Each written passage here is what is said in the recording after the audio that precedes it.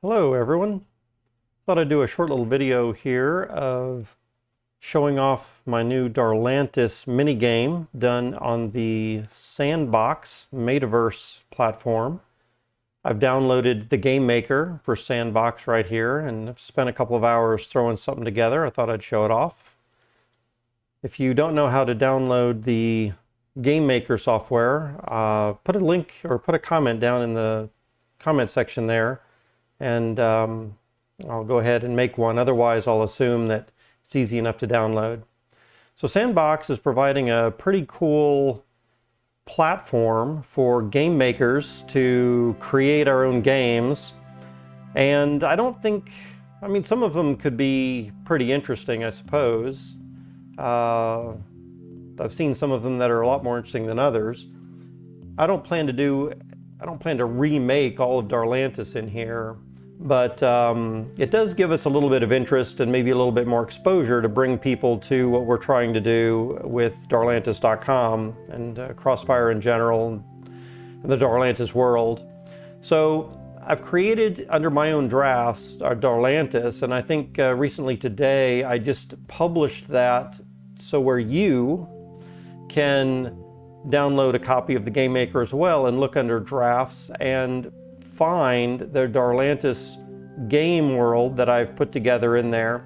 And even though I think that this is set up by upload date, with the most recent being first, I've always found that my game is somewhere like around page 3 or 4 or something like that, even like right when I update it. Ah, there it is.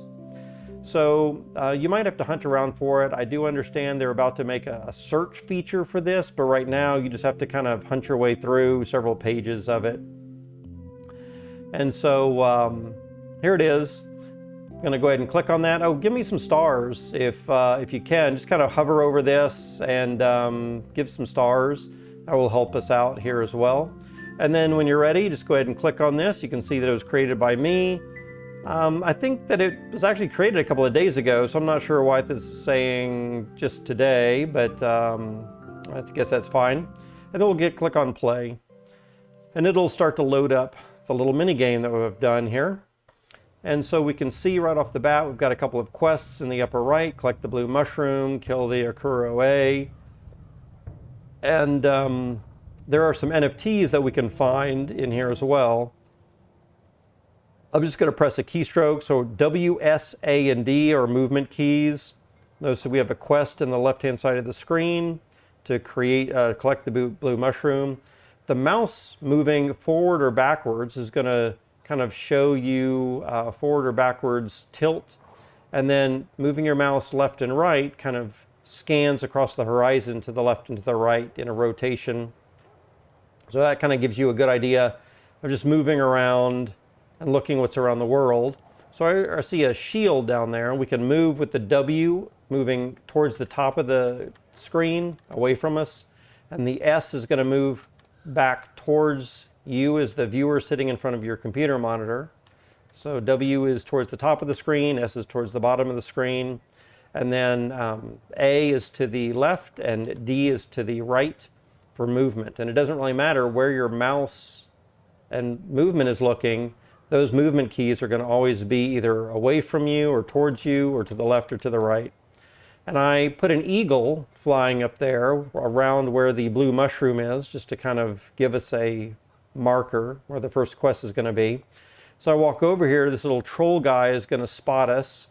And so we can press the left mouse button a few times quickly to defeat him. There's some treasure that we pick up. Then just walk on top of that sword to pick up the sword as well. And we need to get to this blue mushroom. And I've made a little bit of a puzzle. It's kind of silly, but you cannot step over those flowers. They're a block for you. And so we have to find out how to do that. Well, we notice that there's a little gap in the flowers over here. So this is the way to get in. Just move on top with the W to move on top of the blue mushroom. You see over on the right-hand side of the screen, we collected it. We unlocked quest number 2, which is to kill the Akuro A. And because I've played this a few times, I actually created it, of course, and I know that the Akuro A is over on this section. Oh, something else that I want to do, though, while we're here at it. Well, I guess we'll go over there first, come to think of it. And so he's kind of a big guy. He's spotted us. He's running after us. Of course, we could run away from him as well. But I'm just going to let him attack me a couple of times. You'll see that I take damage in the upper left, 90%. And he'll hit me again a little bit, 80%. And again, we can just press the left mouse button. He's not too difficult, even though he's really big. We ended up defeating him. And we get some treasure from him as well. Lower right says golden treasure pot and a couple of basic sword there. But we've taken some damage. And so I've created, oh, there's another pile of gold over here. Let's pick up that. I've created some of these little dudes over here. And this one right here is not going to help us out at all. He just kind of stands around. We cannot press the letter E and interact with them. I don't think I've showed the keystrokes, but if you look in the lower right hand of the screen, you can see the letter O for options. So we press the letter O, and then we can come over to settings. If we get stuck and we need to restart the game, we can do that as well.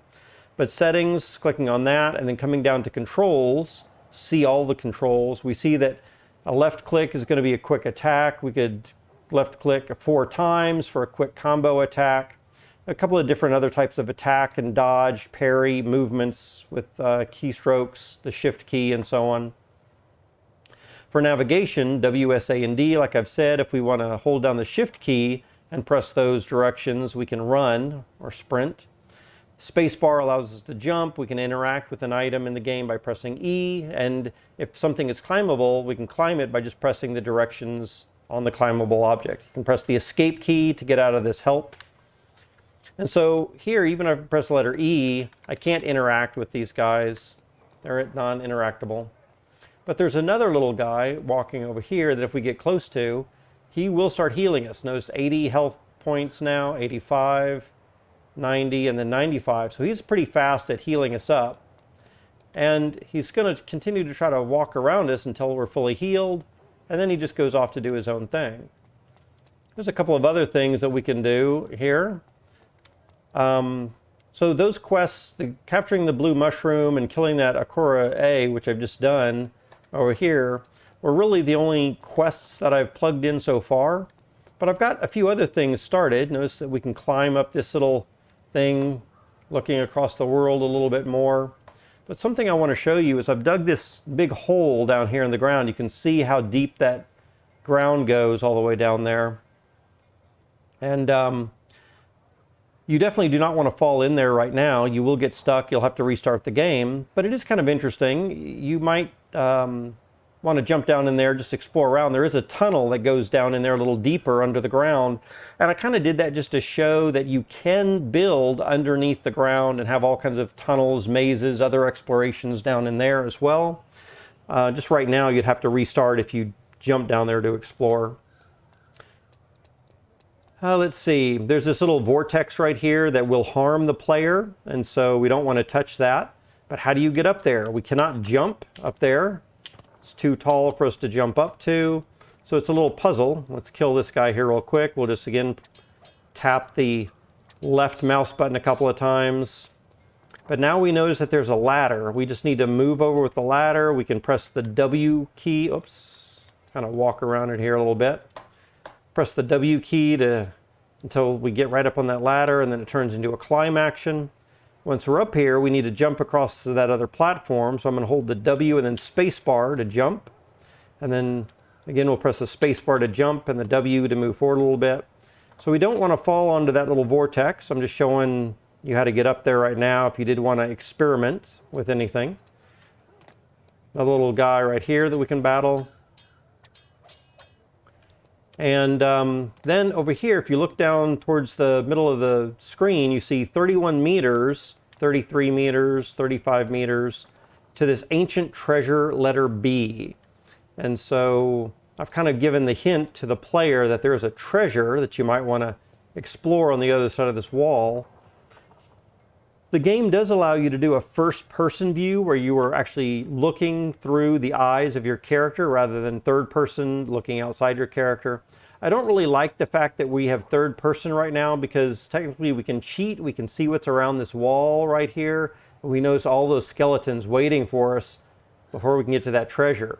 So I don't really like that too much, but I have found that at least right now, first-person view is not very good. There's some glitches with it, and so very hard to play. So I don't want to fall into this moat. I made it very deep, so if you fall in there, you will not be able to get out of it. Again, you'll have to restart the game. Just something for the player to experiment with, perhaps. But let's walk through this little tunnel here. And as soon as we walk through, I'll turn my viewport around, and then I'll have a lot of these guys attacking me. Again, left click, defeat all these skeletons until finally we got the last one there. And then we are free to roam around, and we can see that there is a treasure right here that we can just go walk on top of and pick it up that way. If we press our I for inventory, it'll show us what kind of equipment we have. And if we wanted to put the shield on, we could just come over here to the shield, left click on it, drag it over to our shield slot there and drop it. And now you'll notice that we've got a shield on our character. We can press the escape key. Now our character has the shield on it as well. Also in inventory, we've got keys that we could click on here, see different treasures that we've collected so far, and part of our quest system. And once we're done with that, then we'll just walk out there again. There are NPCs that we can kind of interact with. So there's this old beggar down here. And if we get close enough to him, we can press the letter E to interact. And he asks, "How are you today?" And we can respond with "feel good," or collect the blue cap mushroom, just kind of giving us a hint that there was that blue cap mushroom that we could use if we didn't know what to do next. And I'll go ahead and click on that. Other than that, not really any big deal. The next thing that I want to show is, notice over here, there's this, in the top of the screen up there, there's this platform moving to the left and to the right. And if you look to the right-hand side, there's a key hovering in the air above where that bird is. And so that's another thing that we can get, but it's too high up in the air for us. We're going to need to jump on that platform to get over there. So let's go attack this dude first. Again, left click with the mouse a few times. Go pick up the treasure, pick up the sword. And we'll notice that over here, there's a staircase that we can then hop onto those platforms and then walk away across. So that's kind of what I'm going to do right now. Just kind of arrange myself.